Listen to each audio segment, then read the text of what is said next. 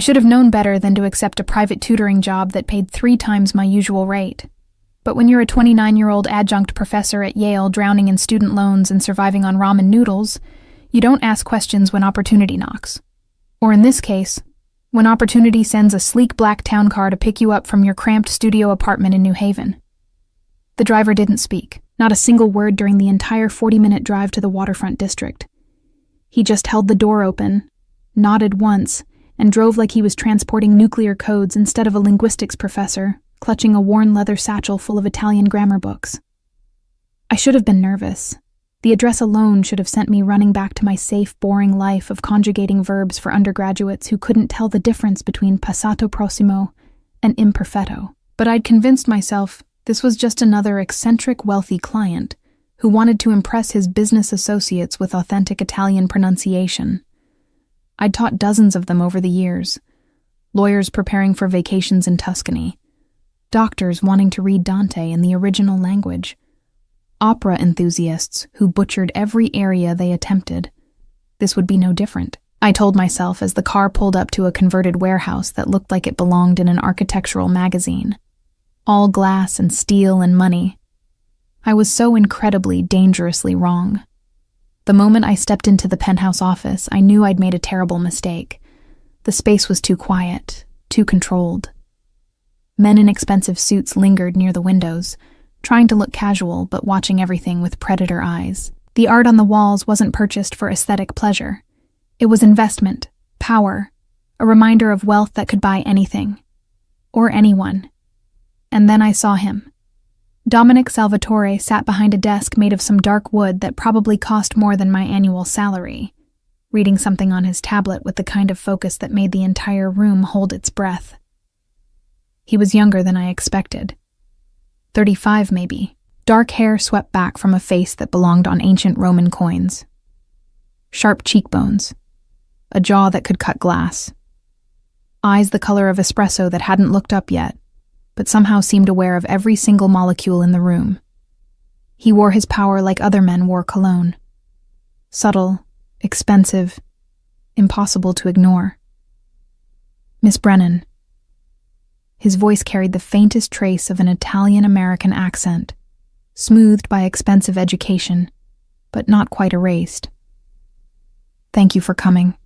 He still hadn't looked up from his tablet. Professor Brennan, I corrected automatically, then immediately regretted it. Something about the way his mouth curved told me he'd been testing me, seeing if I'd correct him. But Sophia is fine. Is it? Now those dark eyes lifted, pinning me in place with an intensity that made my mouth go dry.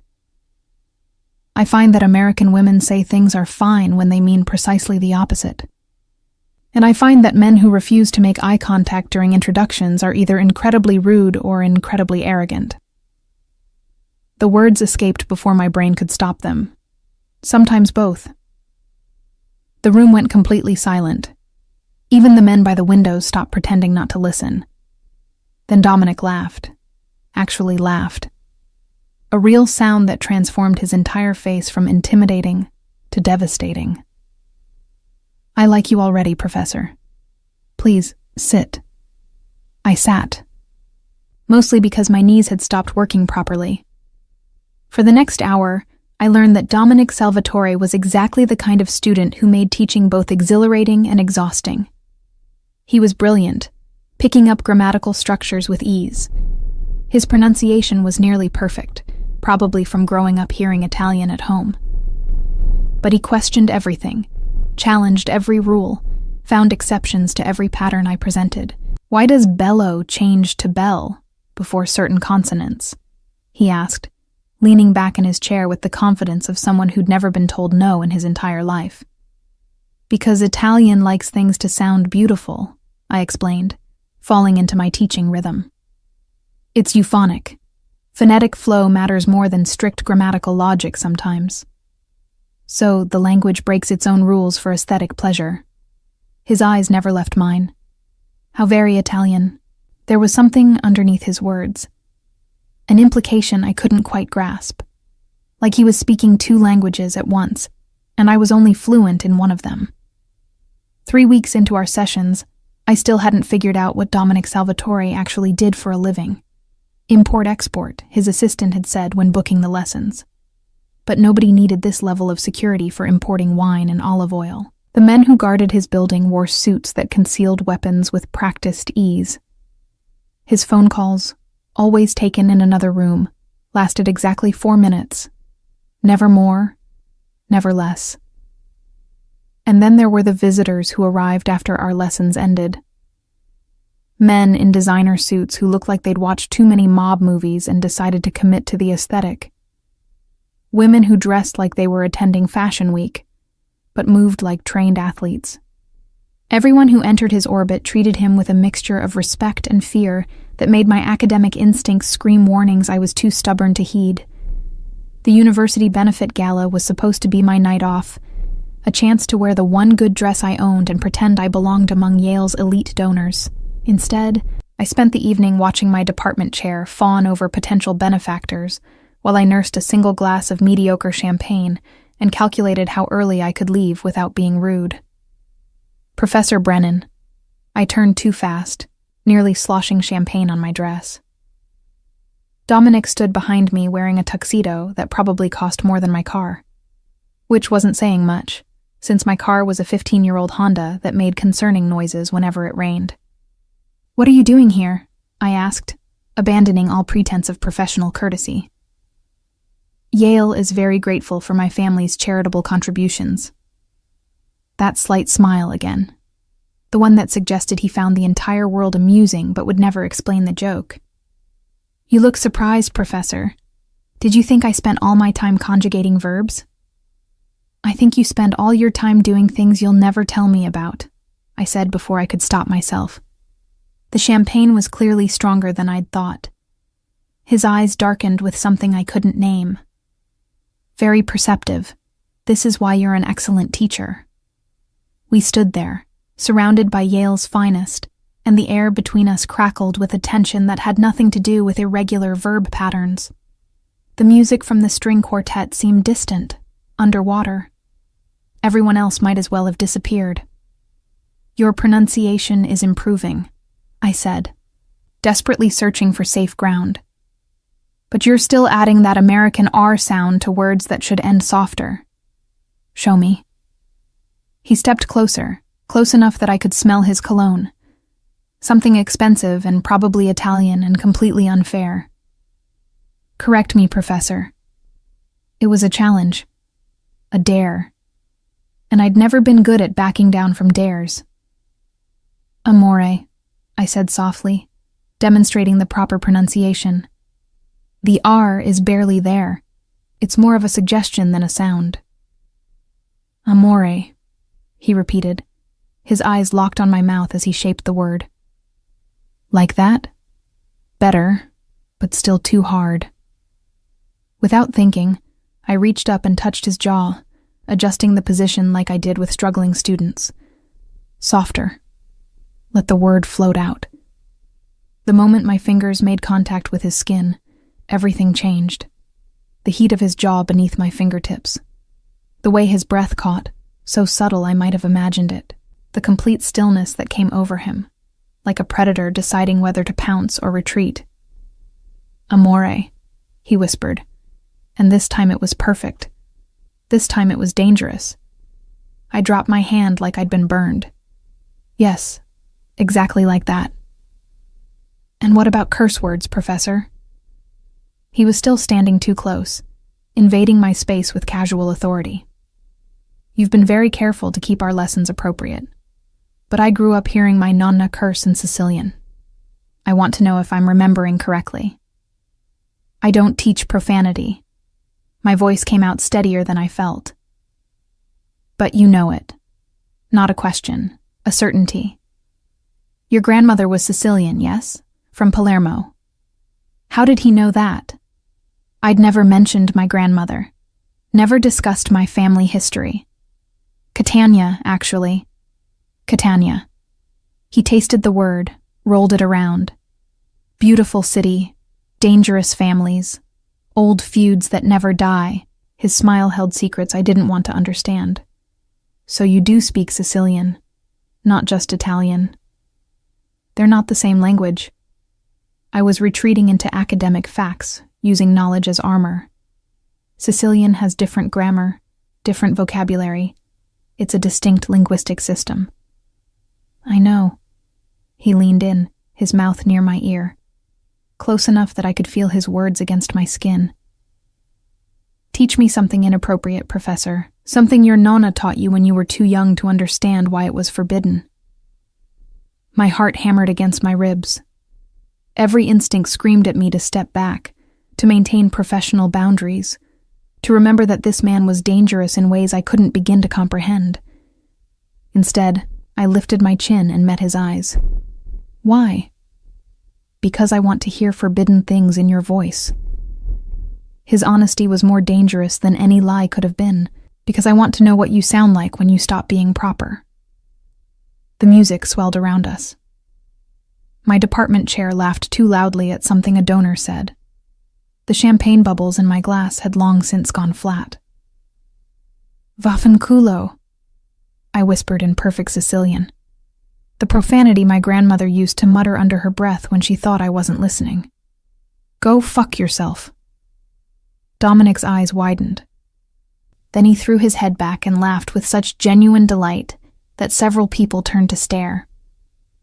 When he looked at me again, something fundamental had shifted in his expression. Again, he said softly, dangerously. But this time, looking into my eyes, Professor, say it like you mean it.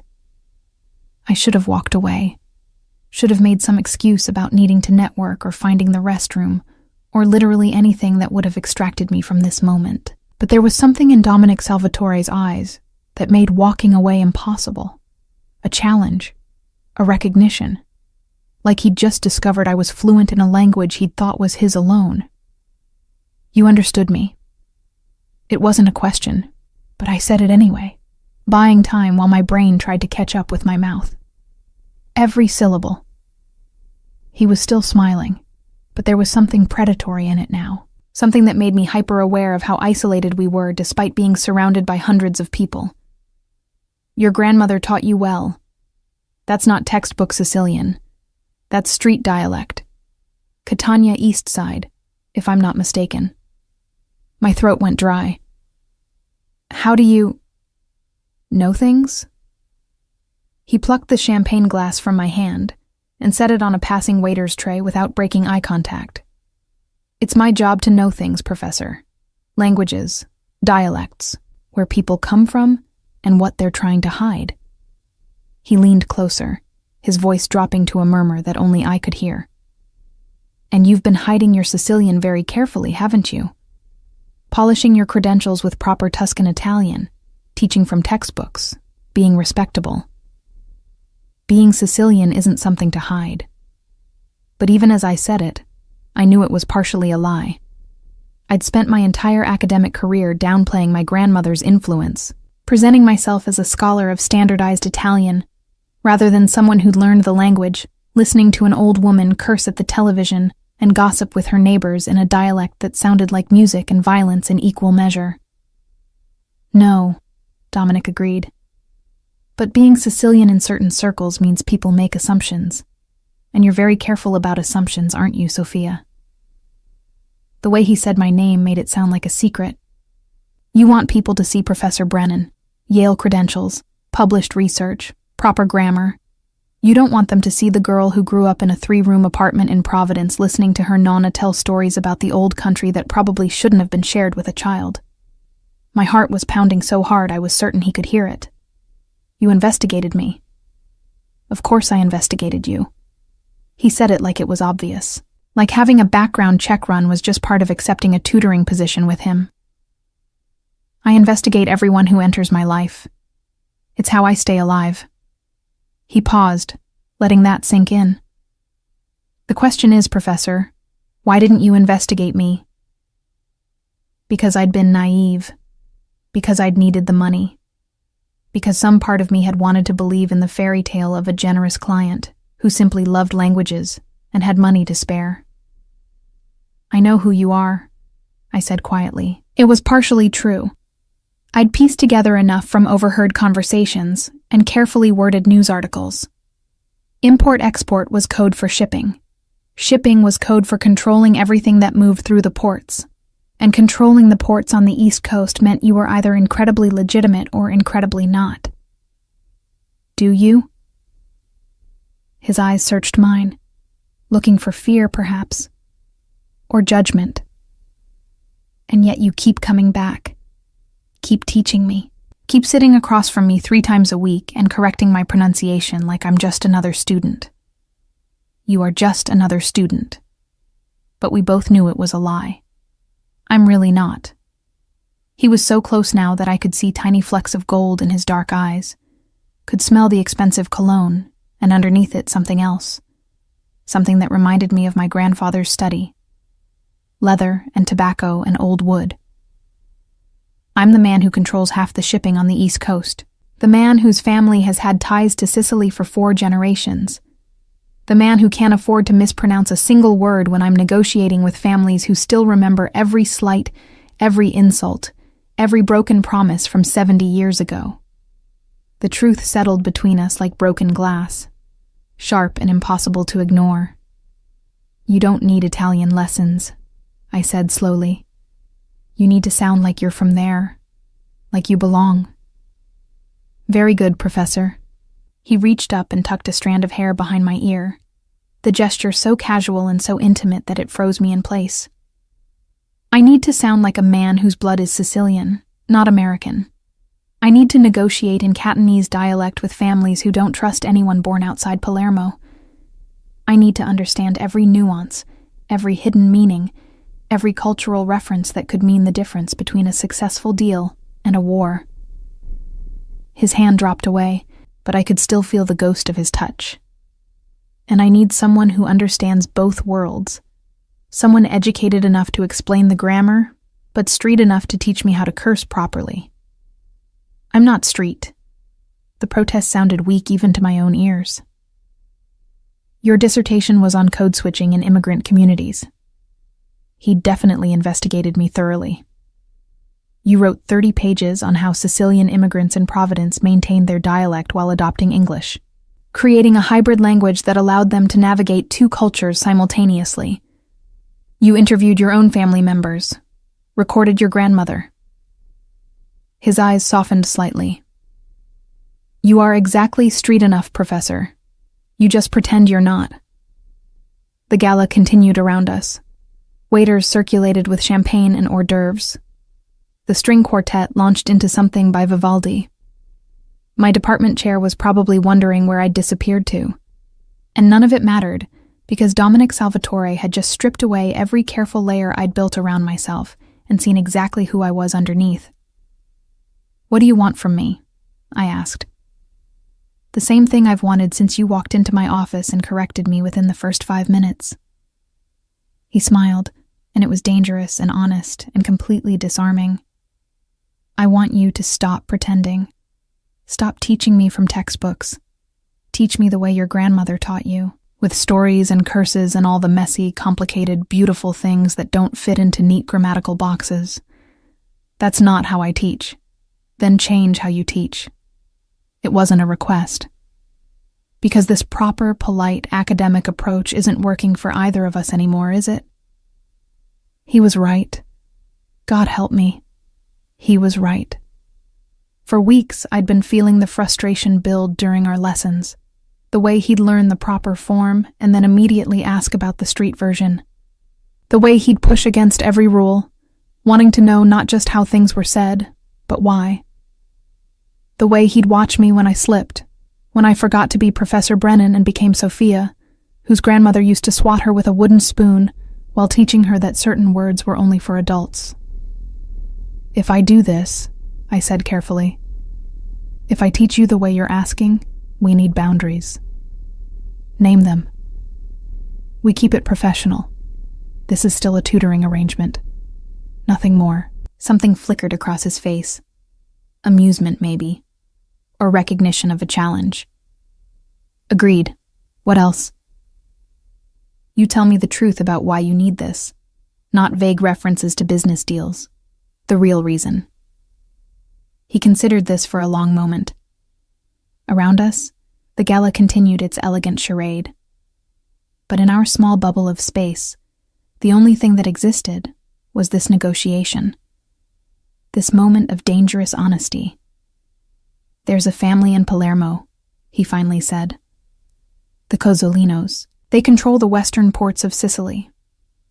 My family has been trying to establish a working relationship with them for 3 years. Every negotiation has failed because they don't trust American-born Italians. They think we've been diluted, softened by American culture. They need to believe I'm as Sicilian as they are." He paused. "In 2 months, their patriarch is celebrating his 70th birthday. I've been invited. It's a test. If I pass, if I can prove I understand not just the language but the culture, the unspoken rules, the 1,000 tiny things that mark someone as truly Sicilian, then we have a deal. If I fail, they'll never trust you," I finished. "Worse, they'll see it as an insult, and insults between families like ours don't end well." The weight of what he was asking finally hit me. This wasn't about business dinners or impressing clients. This was about walking into a room full of people who had made violence into an art form and convincing them you were one of them. One wrong word, one mispronounced phrase, one cultural misstep could spark something neither of us could control. "I can't teach you to be something you're not," I said. "You don't have to." His intensity was almost overwhelming. "I am Sicilian. My grandfather was born in Catania. My blood is Sicilian even if my accent isn't. You just need to help me remember. Help me be what I should have been if my father hadn't been so desperate to become American that he forgot where he came from." There was pain in those words. Old wounds that had nothing to do with grammar or pronunciation. This wasn't just about business. This was about identity, about belonging, about proving something to people who would never fully accept him, but whose approval he needed anyway. I understood that feeling better than he could possibly know. "Okay," I heard myself say. "But we do this my way. No more textbooks, no more polite lessons in your office. If you want to learn how to be Sicilian, we do it the way it should be done, with food and wine and stories and all the mess that comes with it." His smile was slow and devastating. "When do we start?" "Tonight." The champagne had made me bold, or maybe it was the way he was looking at me like I'd just handed him something precious. "My apartment. I'll cook. You'll eat. And we'll start with the most important lesson of all." "Which is?" I switched to Sicilian, letting the rough, beautiful dialect my grandmother had taught me flow out uncensored. Real Sicilians don't just curse when they're angry. They curse when they're happy, when they're tired, when they're emphasizing a point, when they're showing affection. The language of Sicily isn't polite. It's passionate. If you want to sound like you belong, you need to stop being afraid of being inappropriate. Dominic's eyes darkened with something that wasn't quite amusement and wasn't quite danger. "I'm never afraid of being inappropriate, Professor." "Then prove it." I pulled out my phone and typed my address into a new message. 9 o'clock. Don't be late. And don't bring your security guards. If we're doing this, we're doing it properly. I sent the message and started to walk away, my heart pounding with the enormity of what I'd just agreed to. But his voice stopped me after just 3 steps. "Sophia." I turned back. He was still standing there amid Yale's elite, looking like he owned the entire building, which he probably did. But there was something different in his expression now. Something almost vulnerable. "Thank you," he said in perfect Sicilian, "for seeing me." And that's when I knew I was in serious trouble. My apartment looked like a tornado had hit it. A tornado made of anxiety and second-guessing. I'd spent the 3 hours since leaving the gala, alternating between cooking and panicking. The tiny kitchen of my studio was filled with the smell of simmering tomato sauce, garlic, and the fresh bread I'd picked up from the Italian bakery in Worcester Square. My grandmother's recipe for pasta alla norma was bubbling on the stove, eggplant crisping in olive oil, ricotta salata waiting to be grated. I'd changed clothes 4 times. Too professional, too casual, too much like I was trying to impress him. Finally, I'd settled on jeans and a soft sweater, bare feet because this was my space, and I'd be damned if I'd wear heels in my own apartment. At exactly 9 o'clock, there was a knock at my door. Dominic Salvatore stood in my hallway wearing jeans and a black Henley, looking nothing like the powerful businessman from the gala, and everything like the kind of dangerous man your grandmother warned you about. His sleeves were pushed up to his elbows, revealing forearms that had no business being that distracting. He held a bottle of wine that probably cost more than my monthly rent. "You came alone," I said, stating the obvious because my brain had apparently stopped functioning. "You told me to."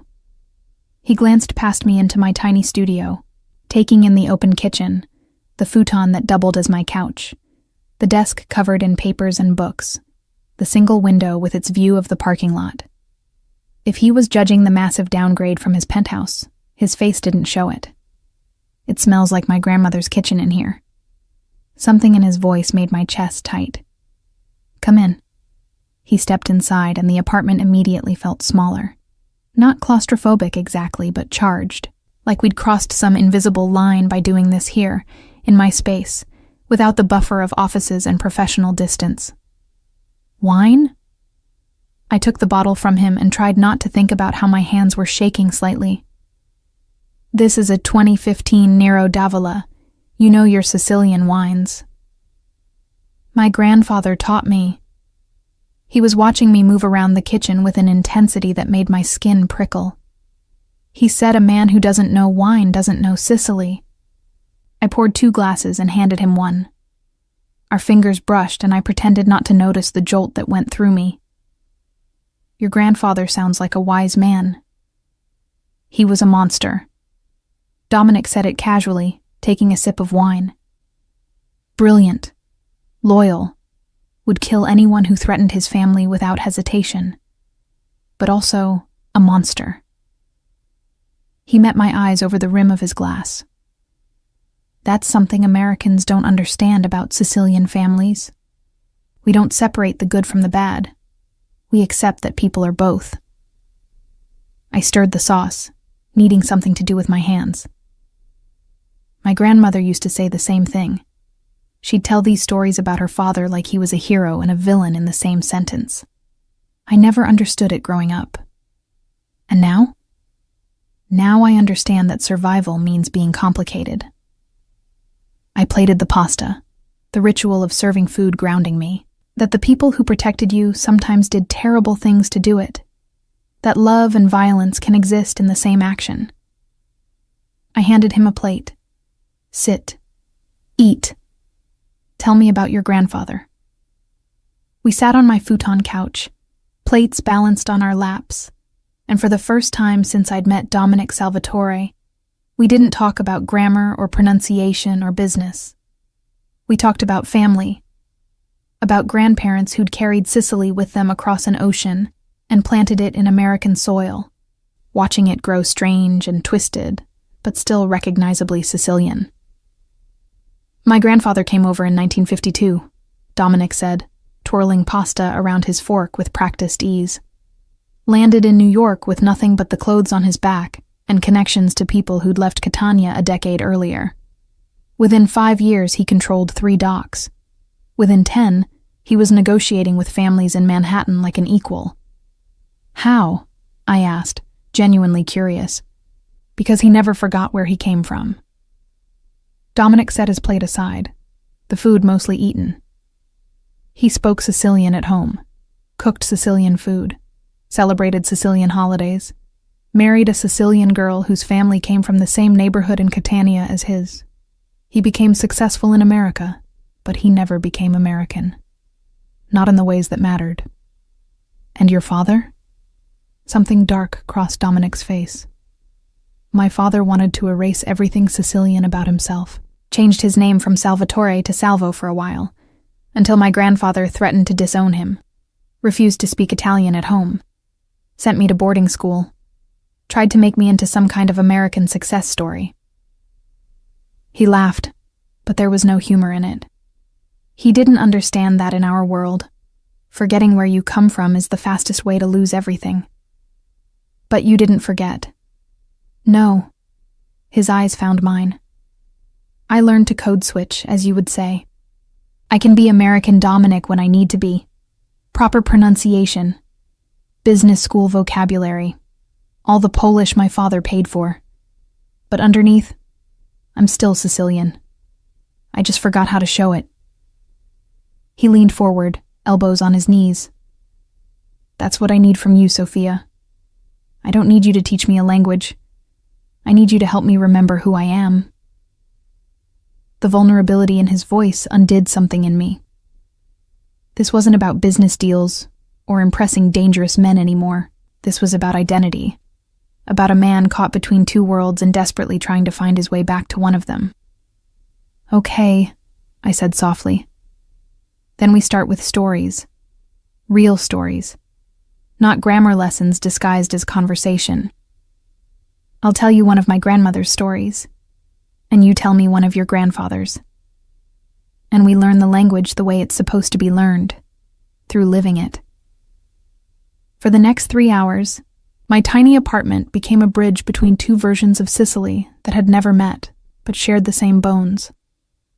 I told him about my grandmother's childhood in Catania, growing up in a neighborhood where everyone knew everyone's business and secrets were currency, about how she'd learned to read people by their word choices, to hear the insult hiding inside a compliment, to understand that in Sicilian conversation, what you don't say is often more important than what you do. Dominic told me about his grandfather's rise through New York's underworld, the careful negotiations conducted in dialect-heavy Italian that law enforcement couldn't translate properly, about the parties where business deals were sealed over multi-course meals, and the wrong word could end a partnership or a life, about growing up, knowing that his family name carried weight, but never fully understanding why, until he was old enough to see the fear in people's eyes when they heard Salvatore. Say something in Sicilian, he said suddenly. Not a lesson. Just talk to me the way your grandmother talked to you. I switched languages mid-breath, letting the dialect flow out uncensored. Told him about Sunday dinners that lasted for hours, about my grandmother's friends gossiping in a kitchen thick with the smell of sauce and fresh bread, about learning that Sicilian wasn't just a language, but a whole philosophy of life expressed through food and family and fierce, protective love that sometimes looked like violence. Dominic listened with an intensity that made me self-conscious. Then he responded in Sicilian, and I heard it. The slight shift in his accent. The way he was starting to remember the rhythm of it. The particular way Catanese Sicilian turned certain vowels, softened certain consonants. He was still American in his pronunciation, but he was learning. More importantly, he was feeling it. You're getting better, I said, still in Sicilian. But you're thinking too much. Sicilian isn't a language you think in. It's a language you feel in. You have to let go of proper grammar and just let it happen. Show me how. He shifted closer on the futon, close enough that I could feel the heat coming off his body. Stop being a professor for 5 minutes and just be Sicilian. Talk to me the way you'd talk to family. So I did. I cursed at him for sitting too close, called him stronzo and testardo, and a dozen other words my grandmother had used when she was exasperated with someone she loved. I switched between insults and endearment so fast, it probably gave him whiplash, because that's how Sicilian works. You curse at someone 1 second and call them treasures the next. And the person listening has to be smart enough to understand that both come from the same place of fierce, complicated affection. Dominic started laughing halfway through my tirade. Not the controlled laugh from the gala, but something genuine and surprised and completely unguarded. You sound exactly like my grandmother, he said in English, then switched to Sicilian. She used to go off like that when my grandfather tracked mud through her clean kitchen. 10 minutes of creative cursing followed by forcing him to sit down and eat because she'd made his favorite pasta, and it would be a sin to waste it. That's very Sicilian, I agreed. We express love through food and insults in equal measure. Then you must love me very much, Professor. His eyes glinted with something dangerous. That was quite a lot of insults. The air between us changed, charged with possibility and danger, and all the things we were both pretending not to feel. We should call it a night, I said, but I didn't move away from him. It's almost midnight. You have work tomorrow. So do you. He didn't move either. But I don't want to leave yet. Dominic, say it in Sicilian. His voice dropped lower. Whatever you're about to say to push me away, say it in our language. Our language, as if Sicilian had become something shared between us, instead of something I was teaching him. And maybe it had. Maybe over the past 3 weeks, and especially tonight, we'd created something new. A private language made of half-remembered dialects, and shared stories, and all the complicated feelings we were both too smart to acknowledge out loud. Devi andare, I said softly in Sicilian. You have to go. This isn't what we agreed to. We agreed to stop pretending. He reached up and traced the line of my jaw with one finger, the touch feather-light but impossible to ignore. To be honest, to show each other who we really are. His hand dropped away. I'm trying to do that. Are you? Was I? Or was I still hiding behind Professor Brennan, using my credentials as armor against this man who saw through every defense I'd ever built? I'm scared, I admitted in English, because some truths were too big for any language. You're dangerous, not just because of what you do, but because of how you make me feel. Like I could lose myself completely and not even care. Good. He stood up, giving me space I wasn't sure I wanted. Fear means you're paying attention. Fear means you understand that this isn't a game. He looked down at me, his expression unreadable. I'll see you Thursday for our next lesson. And Sophia? He switched to perfect Sicilian. Thank you for tonight. For letting me be myself. For remembering with me. He left before I could respond. The door clicked shut softly behind him, and suddenly my apartment felt enormous and empty, despite being exactly the same size it had always been. I cleaned up the dishes in a daze, my mind replaying every moment of the evening. The way he'd looked at me, the sound of his laugh, the vulnerability in his voice when he talked about his family. The absolutely terrifying realization that somewhere between teaching him proper verb conjugations and cursing at him in my grandmother's dialect, I'd started falling for Dominic Salvatore, which was absolutely the worst idea I'd ever had. My phone buzzed with a text message. Unknown number, but I knew who it was before I even opened it. Sogni d'oro, Professoressa. Dream of Sicily. I did. Thursday's lesson happened at a restaurant in Little Italy that looked like it hadn't changed since 1965. Dominic was waiting at a corner table when I arrived, dressed casually again, but somehow still managing to look like he owned the place.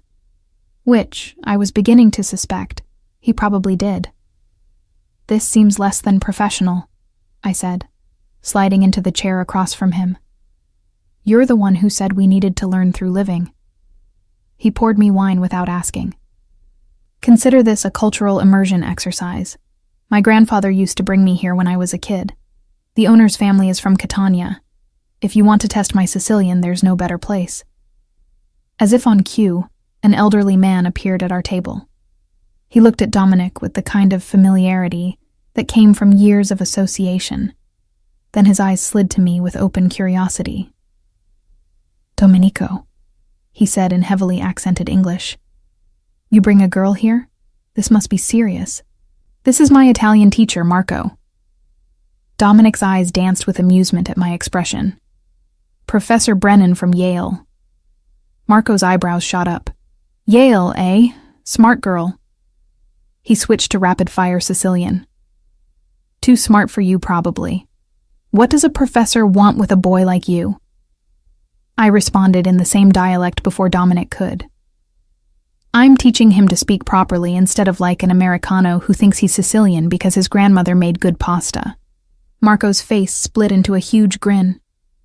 Oh, I like her. She's got spirit. Your grandmother would have approved. He clapped Dominic on the shoulder and rattled off something too fast for me to fully catch. But I heard the word matrimonio. Marriage. Dominic's cheeks actually colored slightly. Marco, please. I'm just saying what everyone's thinking. Marco winked at me. I'll send out the antipasto. You two practice your Italian, or whatever you want to call what you're doing. He bustled away, leaving us in awkward silence. I apologize for him, Dominic said. Marco has known me since I was 8. He thinks he has the right to comment on my personal life. Does he? I asked, genuinely curious. Have that right? In Sicilian families, everyone has that right. He leaned back, studying me. That's part of what you need to teach me. It's not just the language.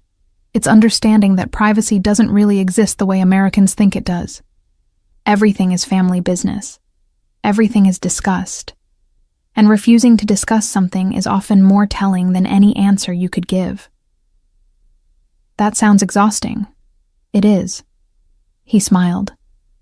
It's also comforting, knowing that everyone is invested in your life, that you're never truly alone, that your problems become everyone's problems, and everyone's problems become yours. He paused. Americans value independence. Sicilians value interdependence. It's a fundamental cultural difference. Over the next 2 hours and 6 courses of food, Dominic proved he'd been paying attention. He conversed with Marco in increasingly confident Sicilian, accepting the teasing and giving it back in equal measure. He told stories about his grandfather that had the old man nodding and adding his own memories, the two of them code-switching between Sicilian and Italian so fluidly I could barely keep up. But more importantly, I watched him transform, watched American businessman Dominic fade, and someone else emerge. Someone louder, more expressive, who talked with his hands and interrupted people and showed emotion without the careful control he usually maintained. This was who he would have been if his father hadn't tried to erase Sicily from their family. This was who he was learning to be again. "You're staring," he said in Sicilian, catching me mid-observation. "You're different here." I didn't bother denying it. More yourself. Or less myself. I'm not sure anymore. He switched to English, his voice dropping lower. Sometimes I feel like I'm playing a role, like I'm pretending to be the man my grandfather wanted me to be instead of the man I actually am. Maybe you're both. I reached across the table and touched his hand without thinking. Maybe that's okay. His fingers threaded through mine, the gesture so natural I didn't immediately pull away. Is that what you do? Be both versions of yourself? Every day. The admission came easier than it should have. I'm Professor Brennan at Yale, proper grammar, published research, serious academic. But I'm also Sophia, whose grandmother taught her that the most important things in life can't be found in books, that family matters more than credentials, that sometimes the most honest thing you can say is a creative curse word. Which one is real? Both. I squeezed his hand. Neither. Does it matter? Yes. His intensity was back, focused entirely on me. Because I need to know which one I'm falling for. My heart stopped. Just completely stopped beating for 3 full seconds. Dominic. Don't. His thumb traced circles on my palm, the touch distracting and deliberate. Don't tell me this is unprofessional or inappropriate or crossing boundaries. I know all that. I'm choosing to do it anyway. He switched to Sicilian, the words flowing out rough and honest. I'm choosing you anyway. Marco appeared with dessert, took one look at our joined hands, and smiled like all his prayers had been answered. He set down cannoli and disappeared again, probably to start planning our wedding in his head. This is a terrible idea, I said. but I didn't let go of his hand. Probably the worst one I've ever had. He lifted my hand and pressed a kiss to my knuckles, the gesture old-fashioned and devastating, but I've spent my entire life making calculated decisions, being strategic, doing what makes sense for business and family and maintaining power. His eyes met mine. This doesn't make sense. You don't make sense. And I don't care. You barely know me.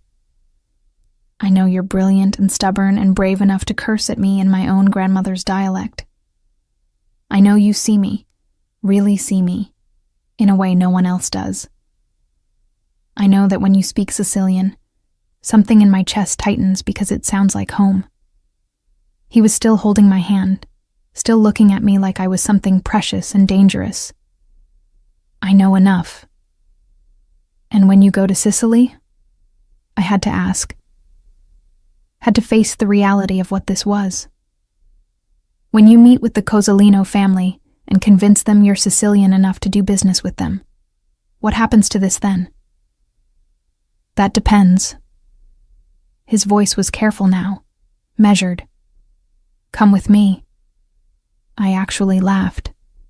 You want me to come to Sicily with you to meet a Mafia family? Are you insane? Completely. He wasn't joking, though. His face was dead serious.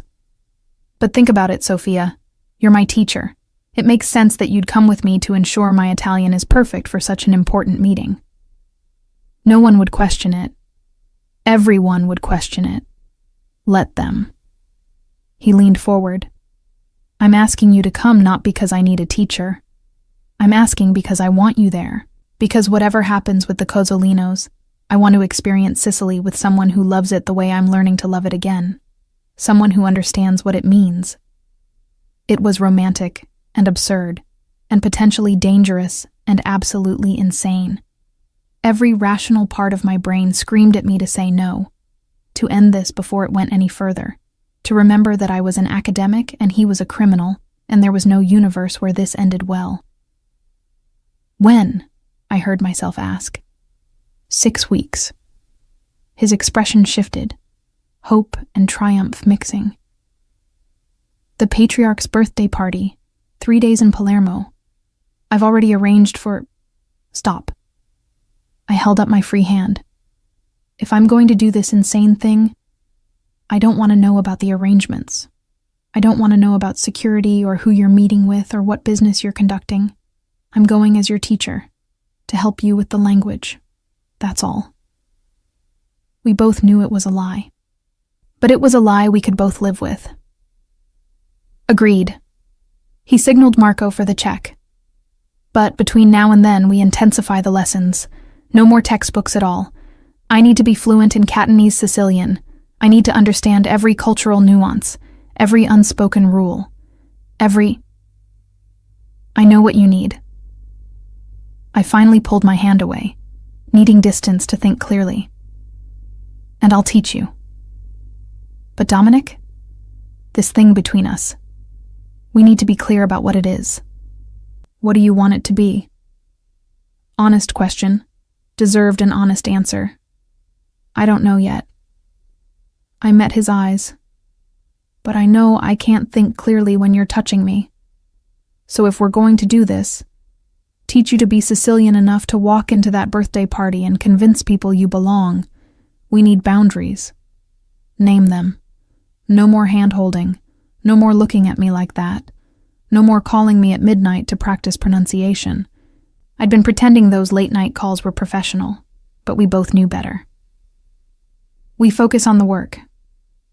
When we get to Sicily, when you've done what you need to do, then we figure out what this is. He considered this for a long moment, then nodded once, sharp and decisive. Okay, 6 weeks, all business, just teacher and student. He stood up, threw cash on the table without counting it. But Sophia, when we get to Sicily, when I've proven myself to the Cozzolinos, I'm done pretending. I'm done with boundaries. I want you, and I'm going to tell you that in every language we speak. He left me sitting there with cannoli I couldn't taste, and a heart that was beating entirely too fast. The next 6 weeks were the most intense of my life. We met every day, sometimes twice a day. Dominic absorbed Sicilian culture like a man dying of thirst. We watched old Italian films from the 50s and 60s, the ones his grandfather had loved. We cooked meals together in my tiny kitchen, and I taught him that the way you cut vegetables or stirred sauce said as much about you as your words. We practiced conversations about family and honor and respect, the topics that mattered most in the world he was trying to re-enter. And through it all, we maintained our boundaries. Barely. Painfully. The air between us crackled with everything we weren't saying, every touch we weren't allowing, every feeling we were carefully not acknowledging. My friends thought I'd lost my mind. My department chair was thrilled I'd found such a generous patron of the arts who was funding a research trip to Sicily. My mother called every other day to ask why I sounded different. Was something wrong? Was I seeing someone? You can tell me, Sophia. I told her I was fine. I told everyone I was fine. I was teaching Italian to a client. That's all. Nothing to worry about. I was lying to everyone, including myself. The night before our flight to Palermo, Dominic showed up at my apartment unannounced. He looked exhausted, stressed in a way I'd never seen him. What's wrong? I asked immediately. Nothing. Everything. He ran a hand through his hair. I'm ready. You've prepared me as well as anyone could. But Sophia, tomorrow we get on a plane and I take you into a world where people solve problems with violence. Where saying the wrong thing to the wrong person could get us both killed. And I keep thinking maybe I shouldn't have asked you to come. Maybe I'm being selfish. Maybe... I kissed him. Just stepped forward, grabbed his face and kissed him to shut him up. To stop the spiral of doubt, to remind both of us why we were doing this insane thing. He froze for half a second. Then his arms came around me, and he kissed me back like a man who'd been holding himself back for 6 weeks and had finally been given permission to let go. It was desperate and perfect, and tasted like everything we'd been denying. When we finally broke apart, both breathing hard, he pressed his forehead to mine. So much for boundaries, he murmured. We'll re-establish them tomorrow. I was lying again. We both knew it.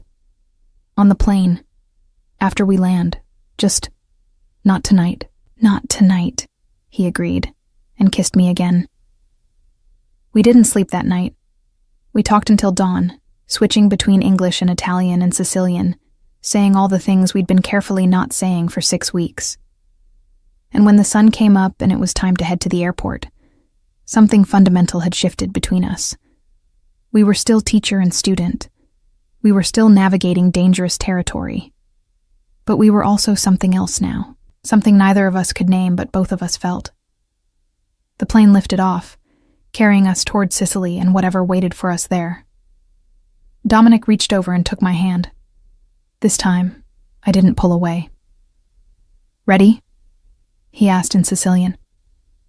Probably not, I answered in the same language. But let's do it anyway. Palermo hit me like a physical force the moment we stepped off the plane. The November air was mild, carrying salt from the Mediterranean and the sweet decay of autumn flowers. The airport buzzed with rapid-fire Italian that bore only passing resemblance to the textbook phrases I'd taught to undergraduates.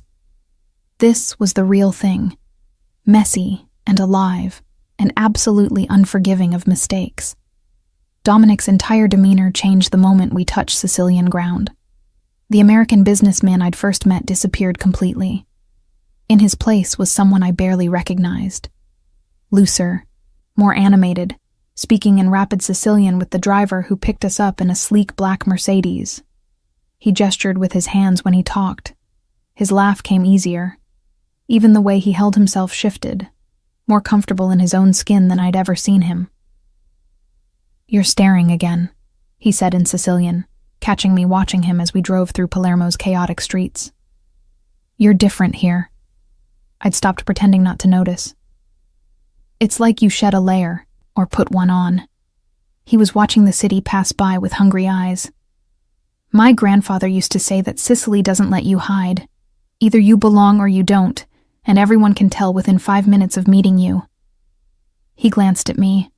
We'll see if he was right. The hotel was in the old city, one of those converted palazzos that dripped with history and old money. Our rooms were on the same floor, connected by a door that remained diplomatically closed. We had 2 days before the birthday party, 2 days to acclimate, to practice, to make sure Dominic could walk into a room full of people who had known his grandfather and convince them he was worthy of the Salvatore name. No pressure at all. "Tell me about the Cozzolinos," I said that evening over dinner at a restaurant Dominic had chosen. Small, tucked away, the kind of place that didn't advertise because everyone who needed to know about it already did. Old family, very traditional. Dominic switched between languages unconsciously now. Italian when speaking to waiters, Sicilian when talking to me, as if we'd created our own private hybrid. The patriarch, Don Giuseppe, is 70. He controls the western ports and has connections throughout southern Italy. His sons are all in the business. His daughters married men from other families, creating alliances. He paused. My grandfather did business with his father back in the 50s. Giuseppe remembers. That history buys me a chance, but it doesn't guarantee anything. What do they want from you? Access to the American East Coast ports, a reliable partner who understands both worlds, someone they can trust not to fuck them over. His bluntness was refreshing. What they're afraid of is that I'm too American, that I've forgotten what it means to be Sicilian, that I'll make promises in Italian and break them in English. So you need to convince them you're Sicilian first, American second. I need to convince them I'm Sicilian, period. He leaned forward. American is what I do. Sicilian is what I am. That's what you've been teaching me, isn't it? How to access that part of myself I'd been trained to hide. He was right. Somewhere over the past 6 weeks, the lessons had stopped being about language and started being about identity.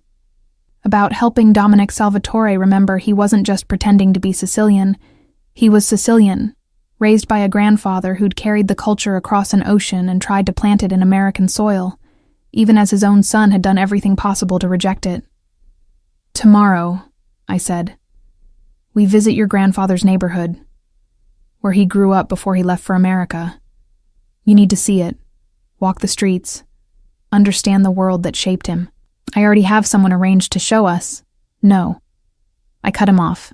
"No fixers, no arranged tours, just us, getting lost, finding our way. That's how you learn a place.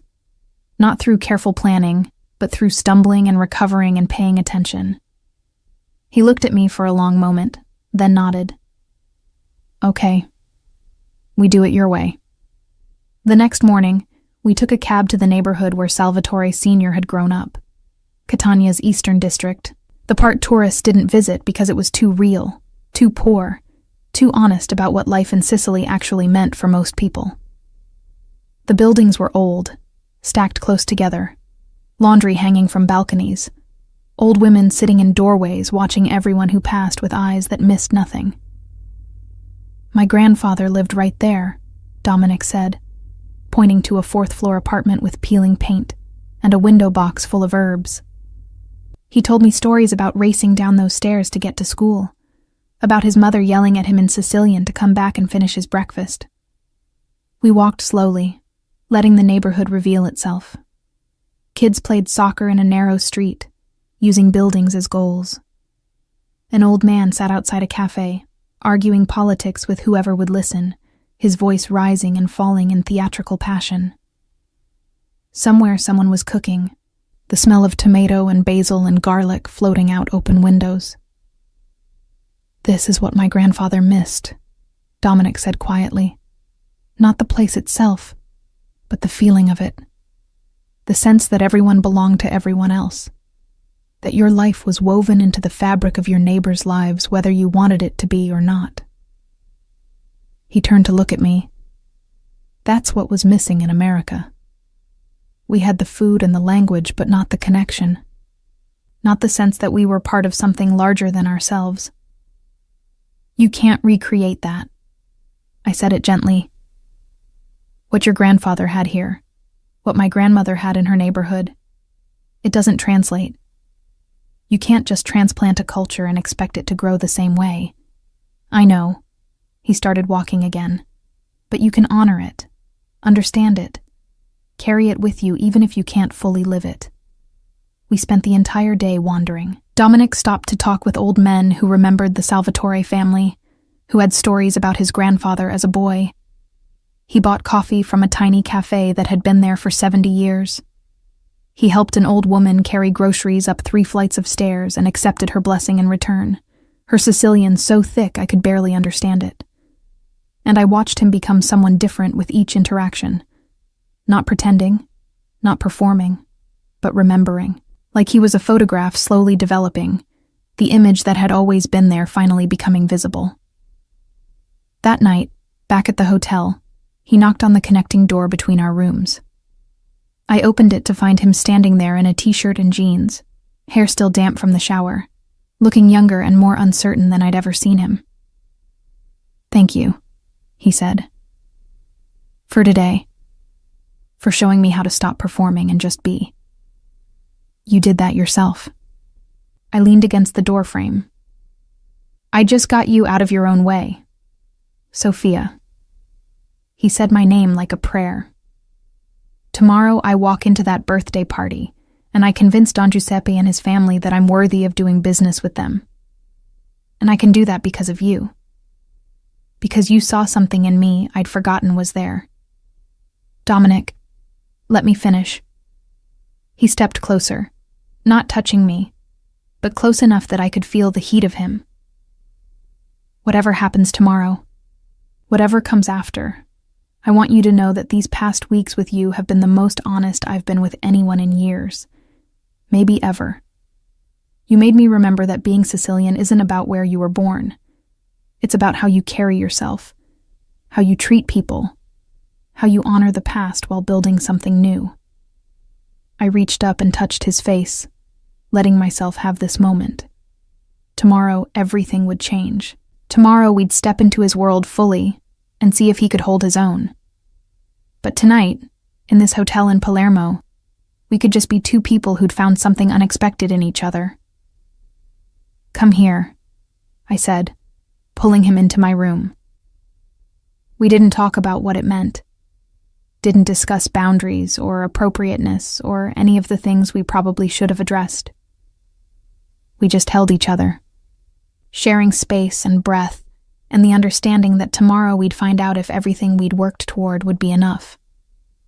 The party was at the Cozzolino estate, a sprawling villa on the outskirts of Palermo that looked like something from a period film.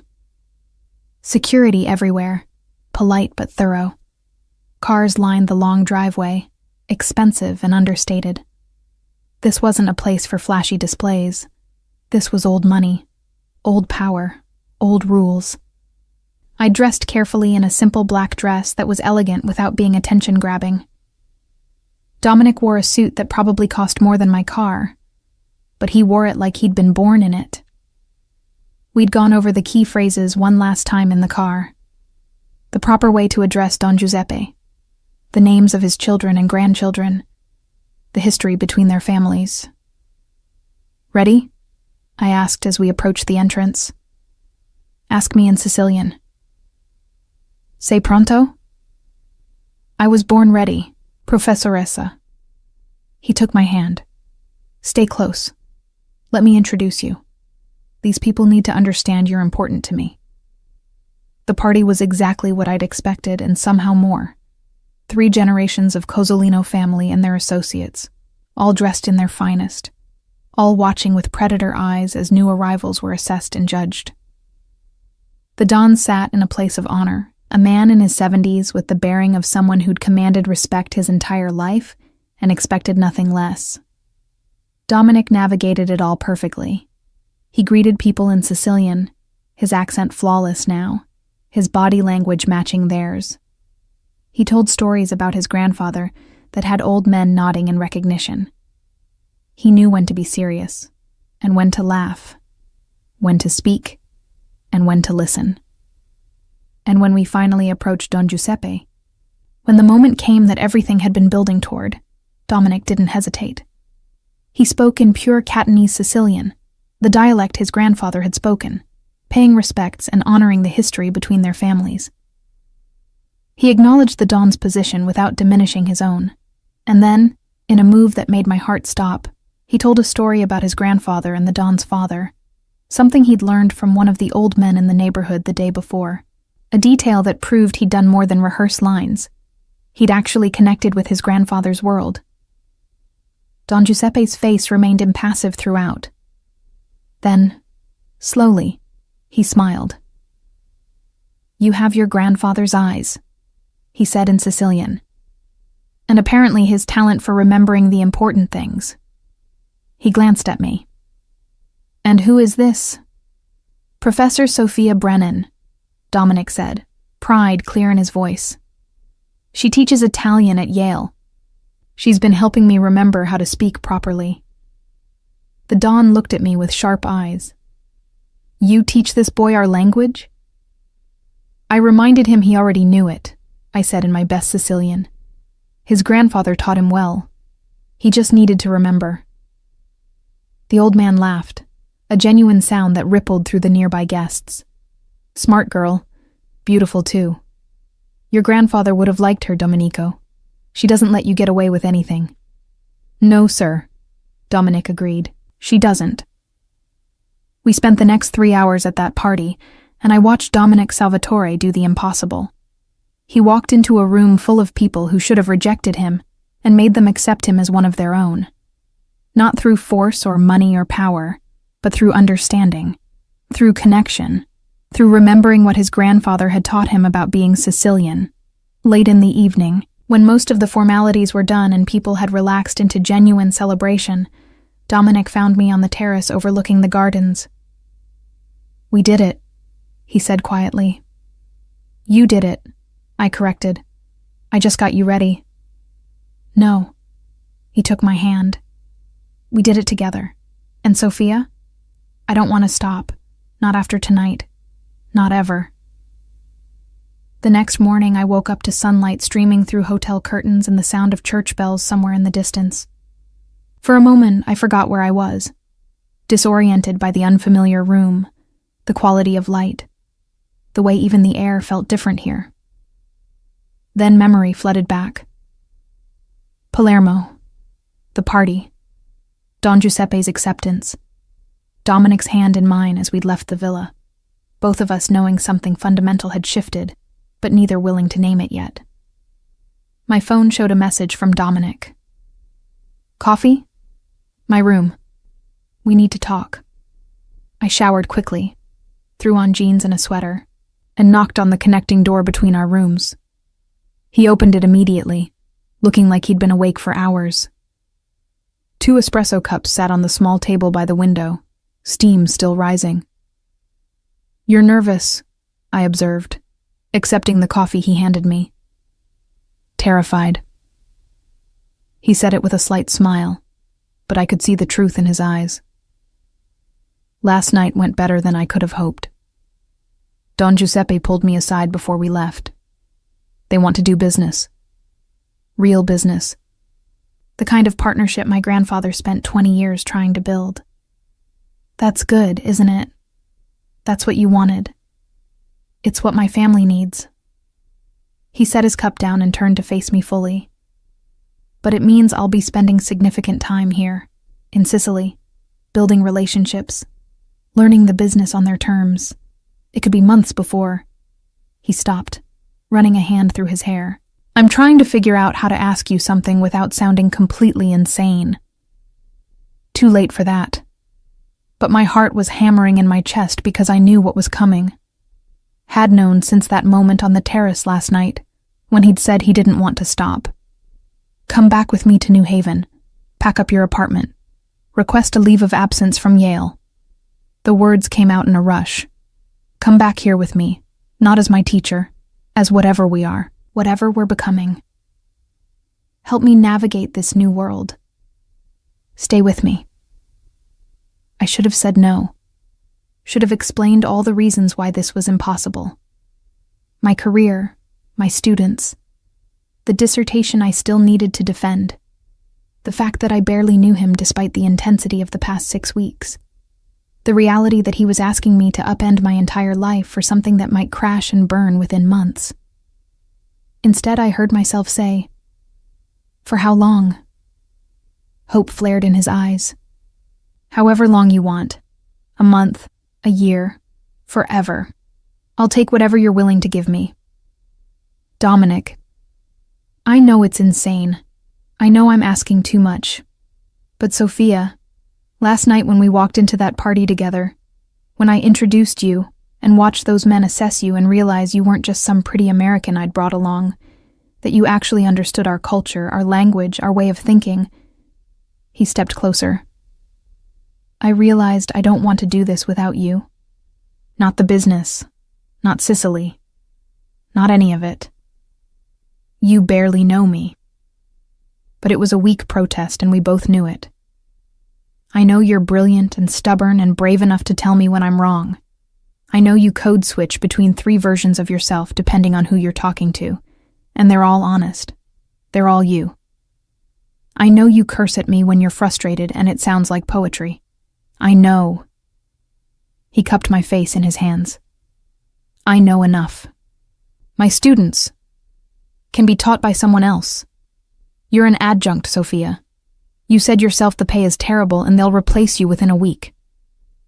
My dissertation can be written anywhere, especially here, where you'd have access to primary sources and native speakers and actual lived experience instead of academic theory.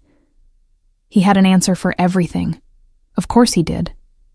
Dominic Salvatore didn't ask questions unless he'd already figured out how to overcome every obstacle. What am I to you? I needed to hear him say it. Needed to understand what he was actually asking for. I don't have a word for it. His honesty was almost painful. In English or Italian or Sicilian, you're not my girlfriend. That's too casual. Not my employee. That's insulting to what we actually are. Not my partner. That implies business. And this is so much more than business. His thumbs traced my cheekbones. You're the person who sees me. Really sees me. The person I want to come home to. The person I want to build something with. Even though I'm not entirely sure what that something is yet. That's the least romantic declaration I've ever heard. But I was smiling despite myself. Then let me try in Sicilian. He switched languages, his voice dropping lower, more intimate. You're my person. The one I choose. The one I trust with the parts of myself I don't show anyone else. The one I want beside me when I'm building something new. The one whose opinion matters more than anyone else's. He paused. Come with me. Take this leap. See what we could be. I thought about my tiny studio apartment in New Haven, my unpaid position at Yale, my careful academic life built on safe choices and reasonable decisions. Then I thought about yesterday, wandering through Catanian streets with Dominic, watching him rediscover himself. Thought about last night, standing in a room full of dangerous men and helping him navigate a world I barely understood. Thought about the way I felt when he looked at me, like I was something precious and powerful, and exactly what he needed. I need to go back to New Haven first, I said. Pack properly, talk to my department chair, figure out the logistics, give myself time to really think about what this means. His face fell slightly. Of course, I understand. I'm not saying no. I cut him off. I'm saying I need a week.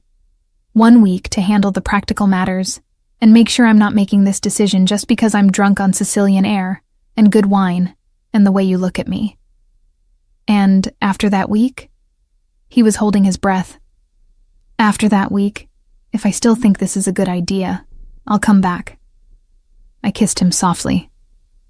But Dominic, if I do this, we need to be clear about expectations. I'm not interested in being arm candy at business meetings or playing the supportive partner while you do dangerous things I don't understand.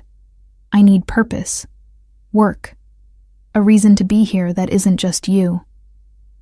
Then teach. He said it like it was obvious. Teach at the university here, or start a language program for families who want their children to learn proper Italian and Sicilian, or, his eyes lit up, interview families like Don Giuseppe's, document their stories, write the dissertation you actually want to write, instead of the safe, academic one Yale expects. It was tempting, dangerously tempting.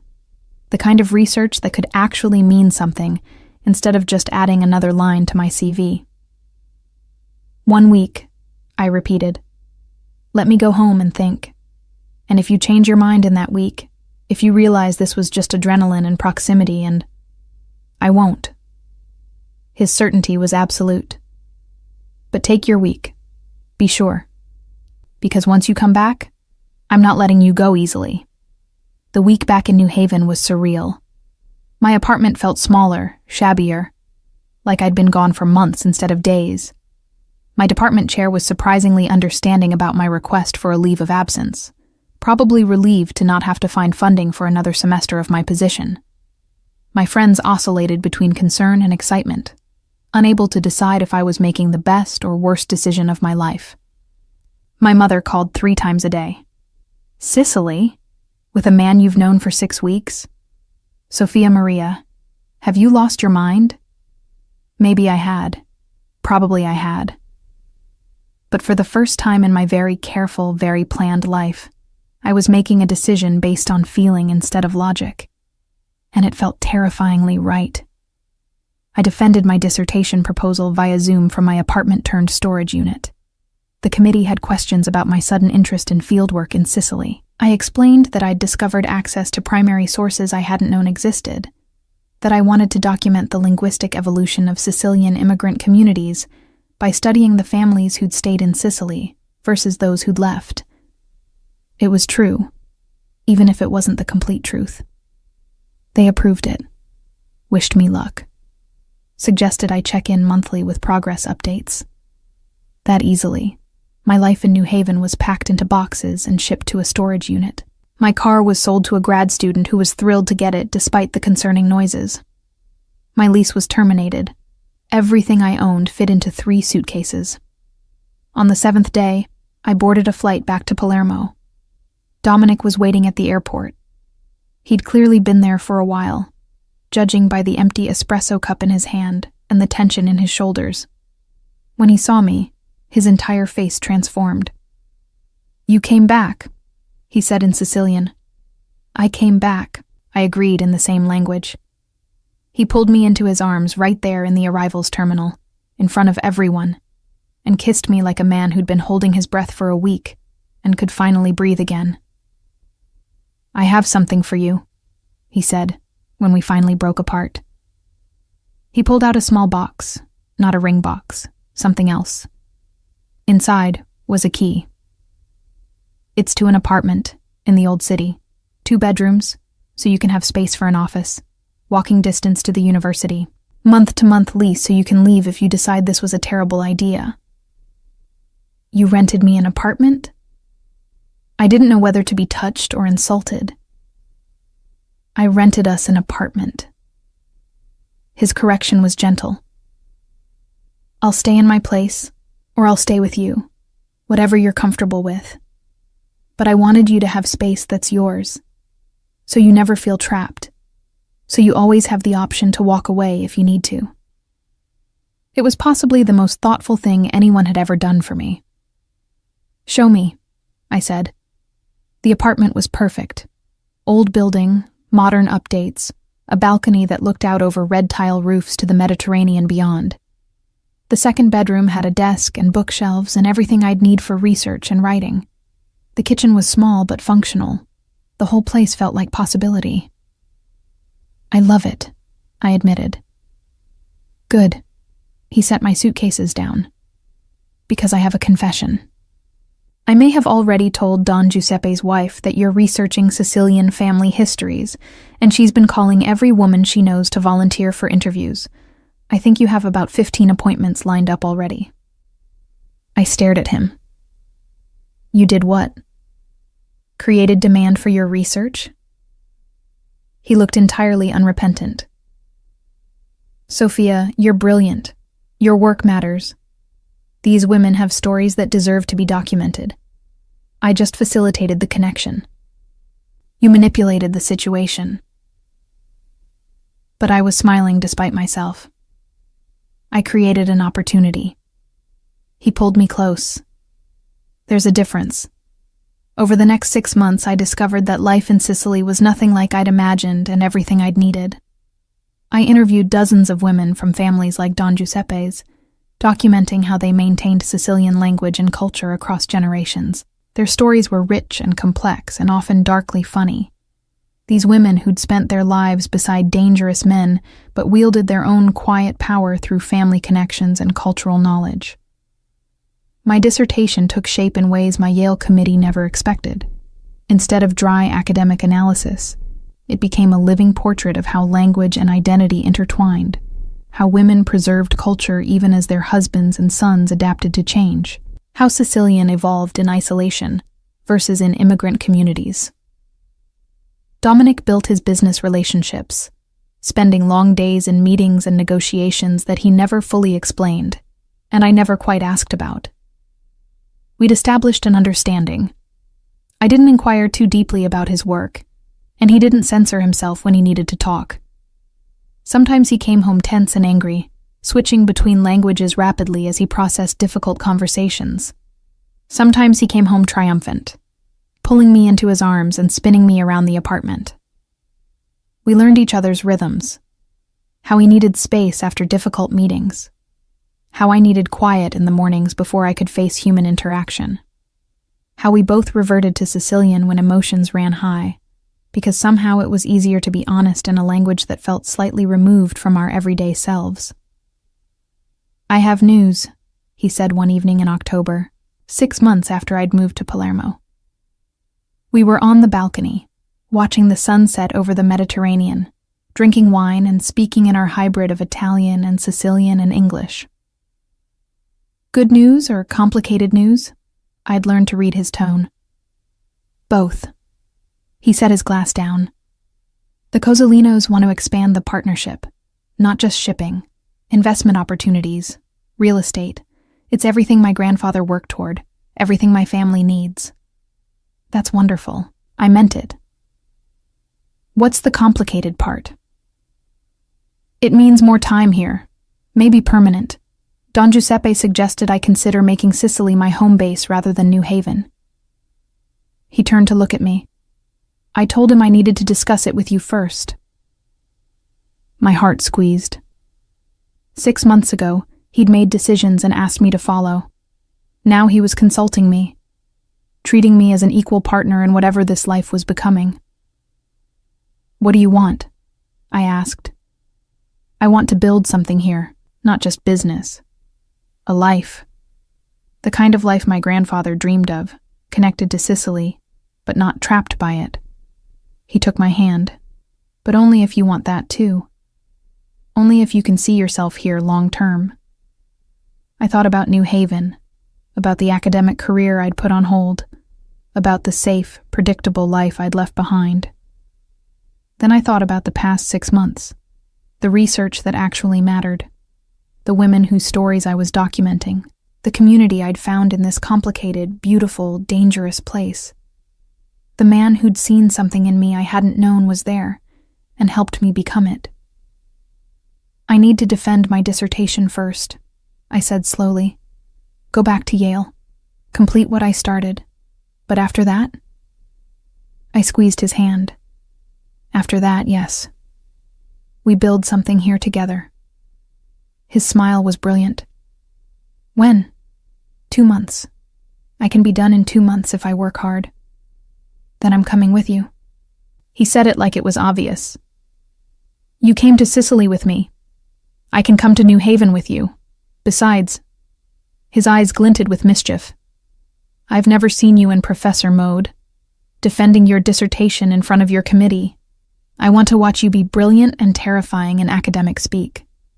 It's really boring, actually. Nothing about you is boring, Professoressa.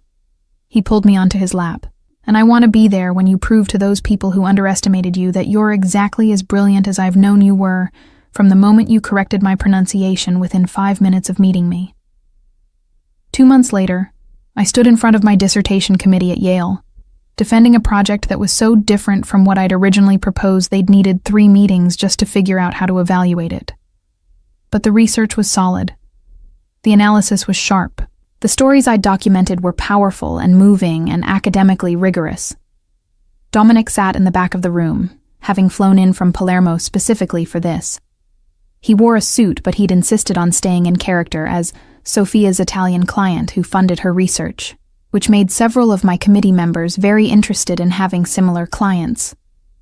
When it came time for questions, one of my older professors, a man who'd never quite approved of my methods, leaned forward. Professor Brennan, your work is impressive, but I have to ask, isn't there a conflict of interest?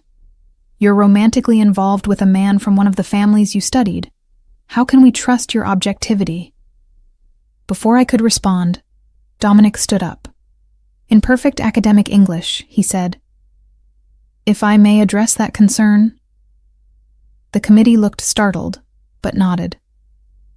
Miss Brennan's research began before our personal relationship did.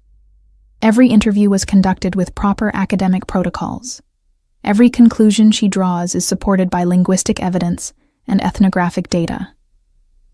He paused. What you're really asking is whether she maintained professional boundaries while embedded in a community that welcomed her as family. The answer is yes. Because Professor Brennan understands something that perhaps some academics forget. You can be part of a community and still observe it honestly. In fact, that position allows for insights that pure objectivity never could. The room was silent. Then my advisor, bless her, started clapping. The committee approved my dissertation, with honors, and suggestions that I turn it into a book. That night, Dominic took me to the one nice Italian restaurant in New Haven, the one that tried very hard to be authentic and mostly succeeded. "You were incredible today," he said in Sicilian, because we'd long since stopped pretending we were anything other than what we were. Terrifying, brilliant, everything I knew you would be. You shouldn't have stood up for me like that. But I was smiling.